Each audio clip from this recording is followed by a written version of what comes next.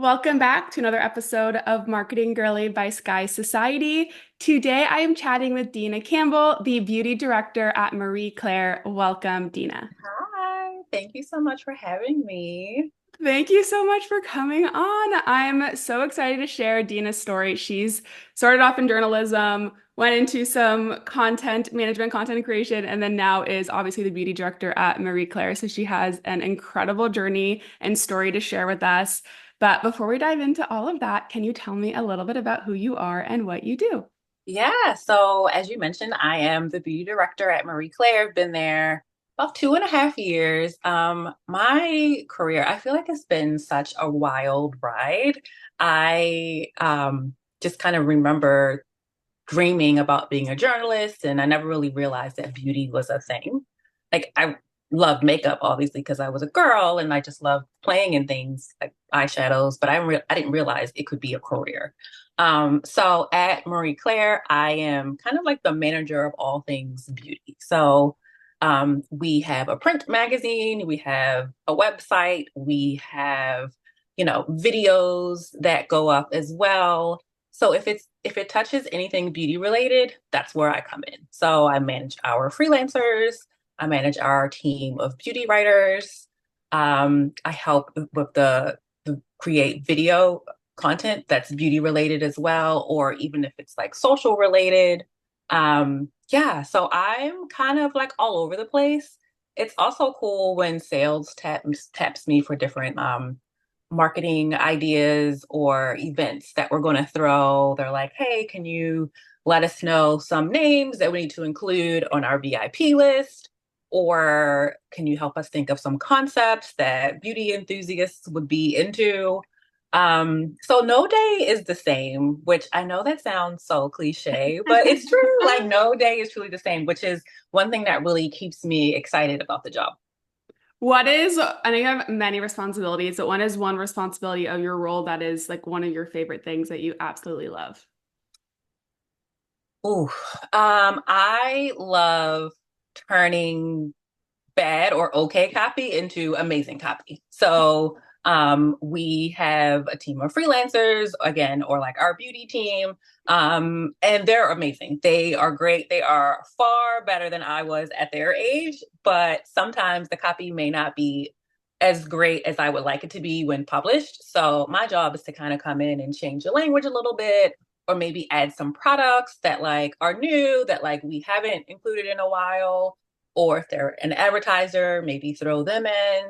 And also making sure that all of the content is SEO optimized, like making sure we're putting in those keywords in the headlines and making sure our headlines sing and making sure, people are actually engaging in it and want to click on it to read it. I love that. I love hearing that SEO is still something that you're thinking about on the beauty team. Oh, Um, for sure. Yes. I love SEO. That's amazing. So, this kind of goes back to where your roots are in journalism. So, you started out your career in journalism as an editor. Is that correct? Yes, yes. Okay, so way back in the day, in college, I actually started a fashion column in our school newspaper because I thought I wanted to do fashion. But then, kind of as I evolved and I got different internships, and I had like a role at Uptown Magazine, which is this magazine for Black women and men um, in the luxury space. So I would write about high-end watches or exquisite vacations. But then I realized all the beauty editors were getting all the fun products and stuff. And I was like, wait a minute, how come they're getting all like the fun lipsticks and I'm sitting here writing about watches, which, fine. But I realized that like, all right, I think I'm gonna make this switch here. So eventually I did. And yeah, it's so crazy how I started off in college wanting to do psychology because I love speaking with people. And I was like, oh, I'm going to become a psychiatrist. But then I had to take all these science classes, and I was like, wait a minute, wait, Never mind, rewind. this is not what I signed up for. Okay, no, no, no. So then I was like, well, what can I do? Where like I'm talking with people and figuring out why they're doing the things that they love and what they're passionate about. And then I was like, oh, maybe journalism. So anyway, that's kind of my journey into starting journalism. And then it just kind of snowballed from there, like one job after the next. Yeah, it's That is crazy. crazy. Okay, so just to give our listeners a little sneak peek at where Deena has worked. So she started at Uptown Magazine. As she mentioned, then she went over to Vibe Media, then the New York Times, then to Time, then over to Allure Magazine, and the list goes on, which is an incredible accomplishment to have. What are some of the takeaways that you have from this period in your life of doing freelance writing or being an editor? I think you just really have to be nimble. There are times in my career where I'm like, all right, I just want to be a freelancer. I don't want to work for a company. I want to freelance. And I do that. You know, I quit the job or at the time, and then I just freelance, do that for a year or two. And then I'm like, you know what? I think I want like a regular job again. And so then I like make the connection, see who's hiring or who do I know. And then I kind of go back into that space. And then there was a moment in my career where I was like, I really want to focus on the brand side. Like I love editorial, but like, how are they making business decisions? Like what's going on with that? So then I started working at Diva Curl on content creation and as a copy editor. So I would create the newsletters or do copy for the blog posts or work with the social media team and helping them come up with captions or even creating names for the products, which is something I'd never done before. So, which was a whole process. I don't know if any of you have ever done that, but creating names for a product is not as simple as here are 5 names, pick one. No, no, no, no. It's a long, drawn out process, which was Really? so new and so cool and interesting to me. So yeah, I was just always very nimble and I want to encourage people to do that. Don't feel like if you started one way in your career, don't feel like you have to continue that route.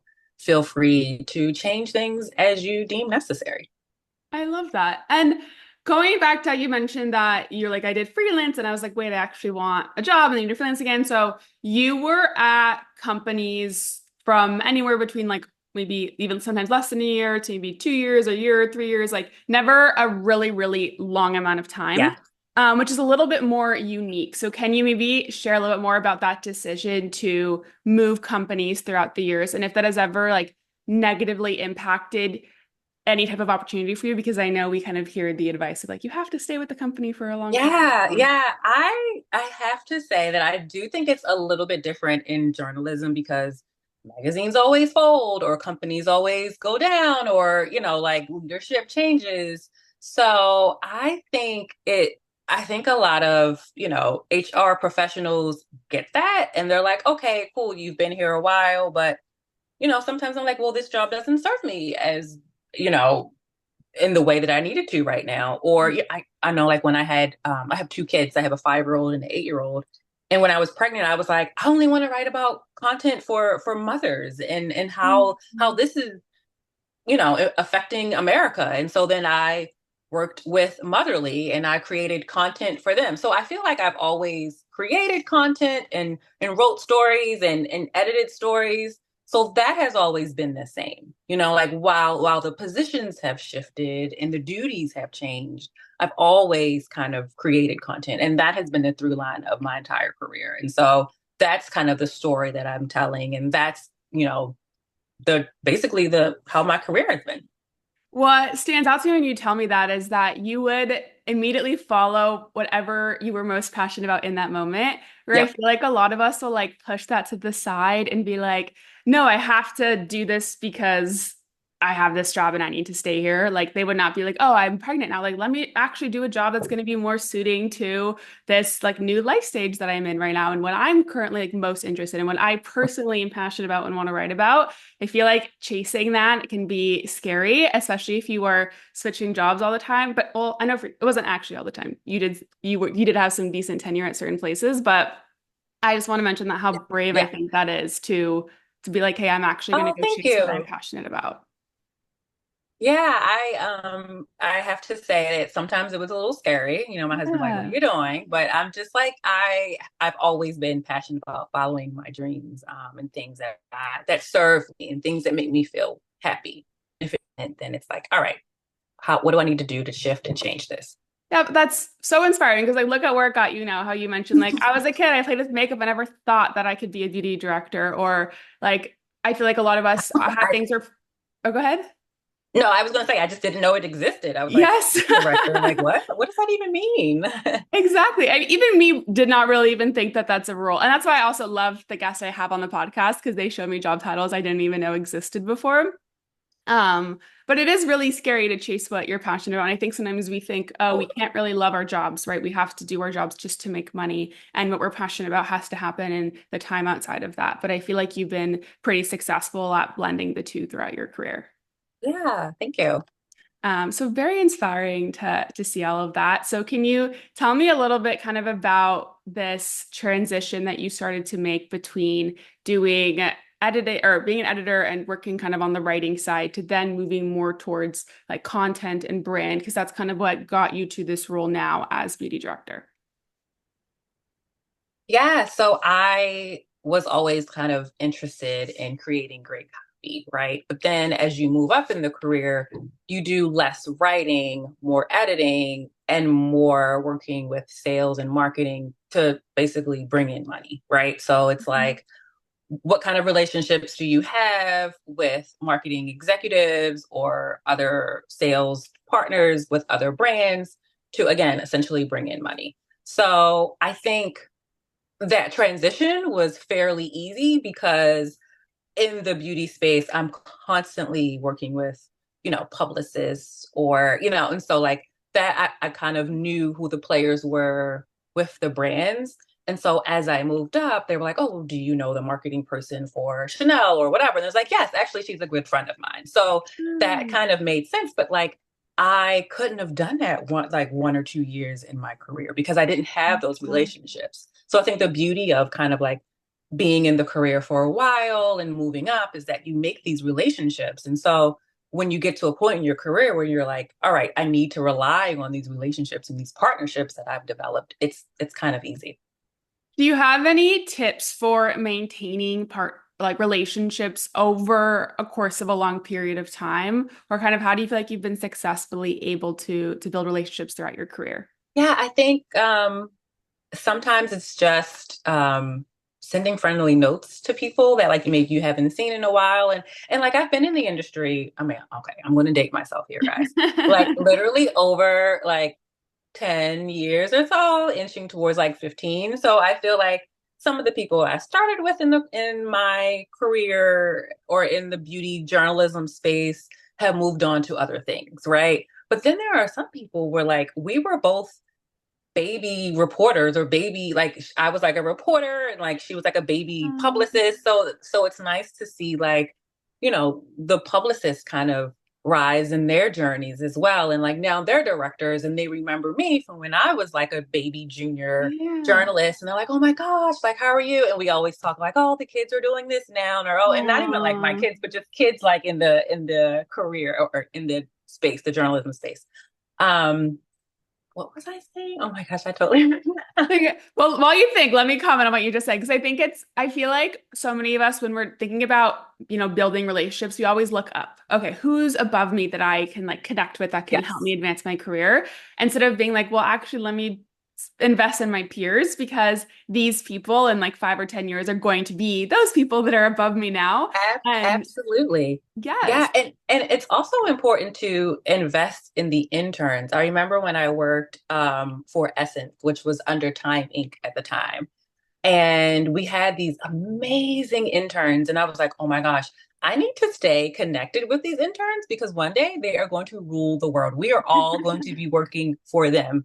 And it's true. Like they've gone on to do amazing things and in their careers as well. And they always remember me because I always was very kind and thoughtful and helped them out. And people remember that, like Mhm. I unfortunately never had like a mentor kind of help me in my career. And so I always, when I can, give back to, people who are just starting out because I never had that. Like I literally had to figure this out myself. So Yeah. when I can, I try to, do unto others as I want others to do unto me. I love that. And like you said, you never know. And not that the reason for helping someone is because you want something later, but you never know, like you if you put out good stuff out in the world or put out good to other people, Totally. that will absolutely come back to you tenfold. You just like never know when it will. I love that perspective on relationship building. That's a new one I haven't heard before. So thank you for Yeah, sharing. yeah. Okay, so one other thing kind of throughout your career and kind of touching on what you mentioned here about helping, investing in the interns is that you're passionate about empowering the next generation. That is a very bold statement, so I would love to know what that means to you.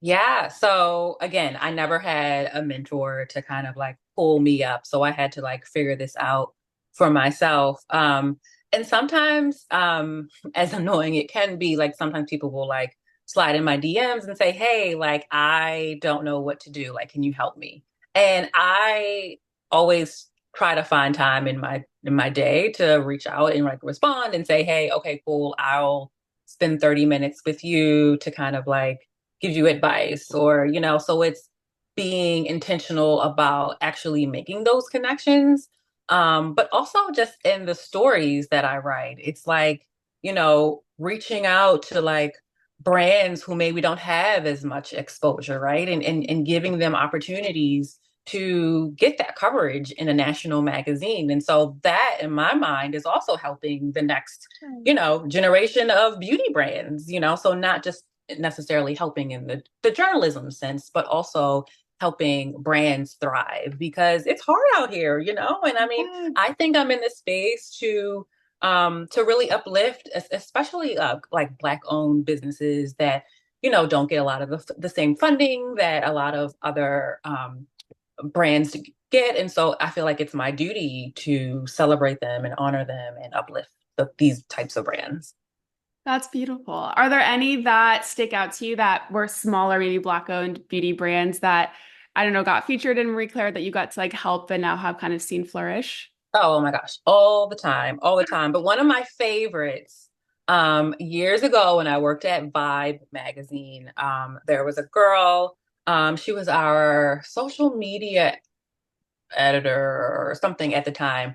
But she loved beauty. Her name is Jada. She loved beauty. And so we would always like talk on the side about lipsticks and things like that. And she was like, I really want a brand one day. I want to be in Sephora. And I was like, you should try it. Like, whatever. And this was literally like 10 years ago.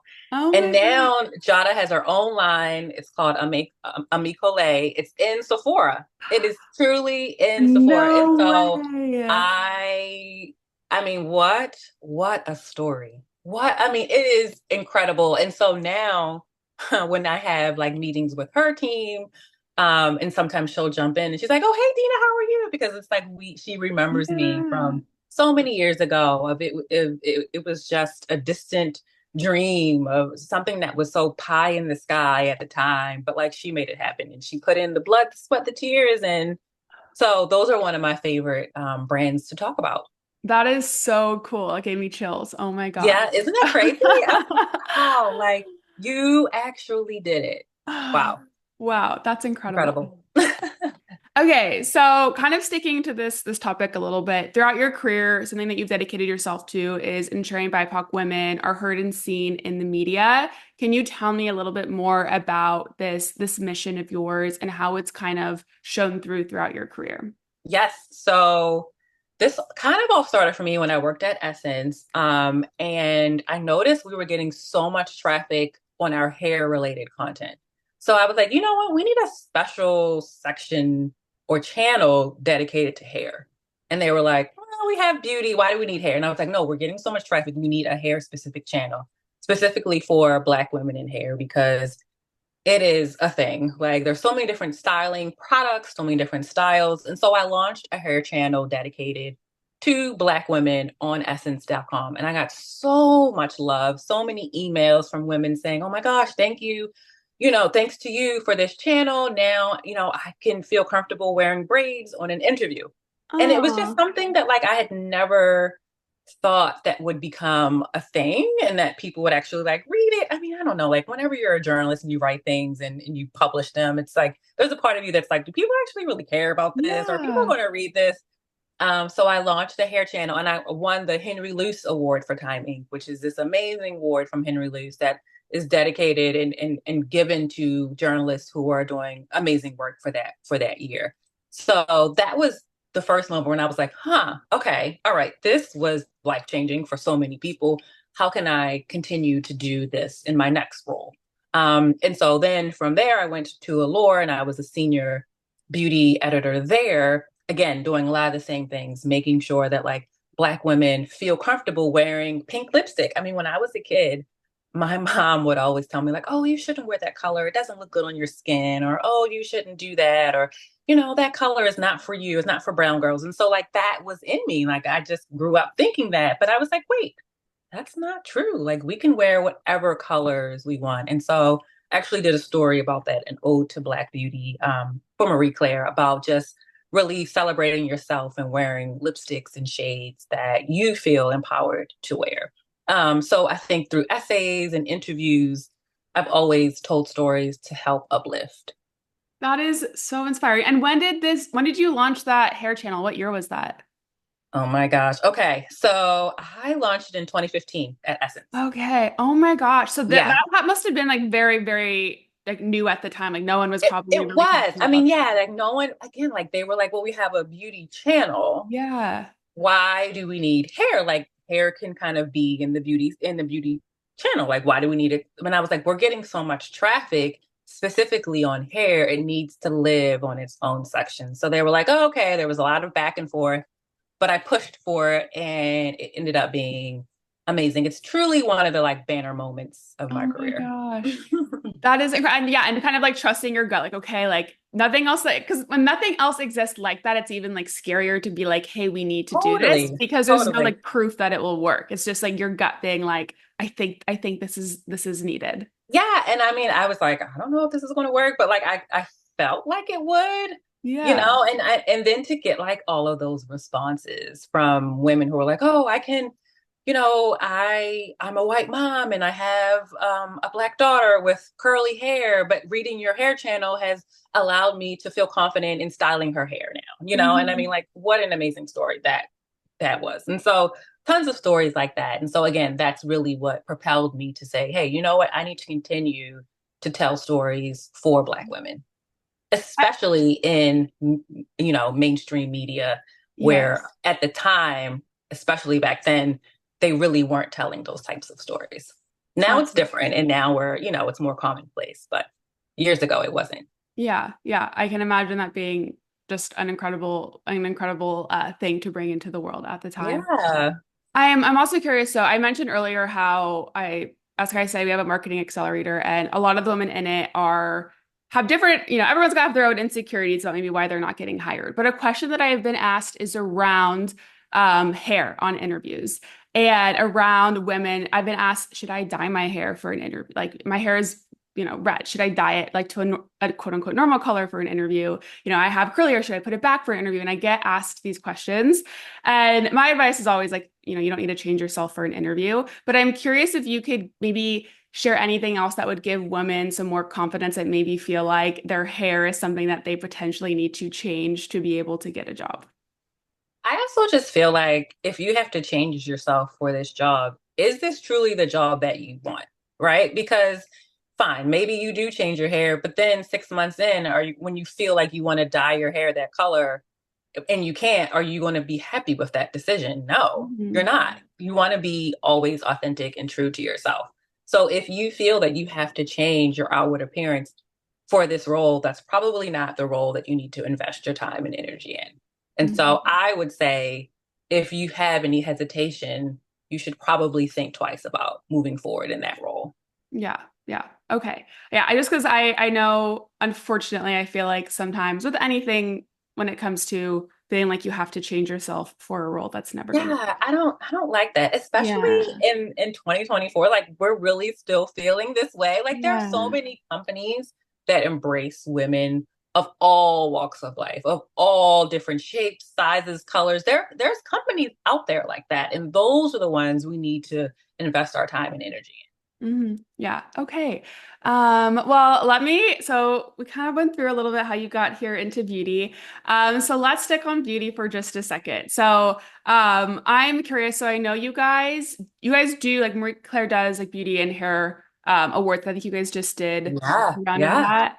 Okay. Can you tell me maybe any products from that round that you like are absolutely obsessed with, or any of your favorite beauty products Oh my in gosh. 2024? We need a whole another like episode dedicated just to beauty products because I could talk about this all day. One of the brands that I'm truly into is Sarah Creel. She has been in the industry, actually in marketing, and she helped develop, I think it was the Victoria Beckham line, but she has her own line now, and it's dedicated to women 40 and up. Now, I'm not quite 40 yet, but I love that there was this space that she discovered and was like, all right, I'm going to literally create a line for women in this space. And the tubing mascara is incredible. It's called like Back of the Cab, which I think is such a fun name. But it is an incredible tubing mascara that lasts hours and hours and hours and no smudging. No, I mean, it is incredible. Um, okay, so also Pattern Beauty, which is Tracy Alice Ross, her line. She has this blow dryer that's great for curly hair. We actually highlighted it in our hair awards, which I was on the Today Show talking about it. I don't know if you saw it, I but did it's see, yes. oh good. Oh my I did a gosh. little stalking before I recorded with my guests, so I did see. Oh yes. Oh my gosh. It was such an incredible product. It's a blow dryer with different attachments, dedicated especially for women of curly hair. And I feel like women with curly hair don't get as much love as women with like straighter hair. And so we're always like, well, what's the product I should use to help with this? And so love that she was really dedicated, to making products for curls. Yeah, amazing. And so is part of so now as beauty director, do you just get to try products like all of the time? Is that also part of your Yes. role So unofficially? brands send me products constantly, constantly. And actually, it's so funny during COVID, when we didn't have an office, the products were coming to my home. And so they were piling up and piling up. And literally, my husband was like, okay, choose today, me or these products. Because one of us, we cannot coexist. Like, one of us has to go. And so obviously, I chose the products. No, I'm kidding. There we But go. like, Smart woman. I'm like, hey, this is part of my job. But yes, we get so many products. And actually, years ago, and brands don't really do this anymore, but years ago, they would send the entire collection. If there was like a lipstick, they would send each editor the entire collection. And it was such a waste because one editor, all we need to do is try the one product that we love or the one that actually Yeah. works best with our skin tone. We don't need the entire, and there was just so much waste, so much waste. And so now I love that brands are saying, hey, we have a new collection. Can you choose two or three that you think would be best for you? Or if you want the entire collection, opt in for it, which is Okay. great because there was so much waste in products and like packaging that just kind of, which, doesn't help our environment. So Yeah. love that there's been a little bit of a shift. But yeah, we get so much hair and skin and makeup, and it's a lot. Yes. But it sounds like I'm so jealous. That sounds like so fun getting to be able to It try is. all of And the new stuff. actually feel like my friends love it more than me because now it's just like whenever people come to my home, they know they leave with like a bag of goodies or like the holidays. Yes. And but now it's to the point where like even my friends have received so much stuff that they're like, okay, enough, we're good. Because there's just so much. And I'm only one person, I only have one skin, so I can't test all of the products. Yes. So yeah, it's pretty wild. Well, you said you have two kids, as one of them a daughter. Yes, yes. But Okay. as things go, she's not really a girly girl. Like she's Okay. 5, and I'm like, let's paint her nails, and she's like, no, like she's not into it. So Oh, I'm just like, of course, I am a beauty director with a daughter who is not really into that's so funny. Maybe makeup. So she'll grow into it. I know when I was younger, I think I was more like tomboy, quote unquote, yeah, did my yeah, little we'll sports and stuff, see. and But then then it's also like, do you really want to be in? I know when I was a kid, I wasn't really into things that my mother loved, so maybe Yeah, there's like a little bit of that. yeah. It's like she probably thinks I'm corny. I don't know, but Yeah. Well, can you also tell me a little bit about being a mom and also balancing your career? How has that journey been for you? At first it was impossible. I was like, I don't know how women do this. And I mean, I'm blessed that like I have an amazing husband who is so supportive and jumps in and does whatever he needs to do to get the job done. So let me just start with that.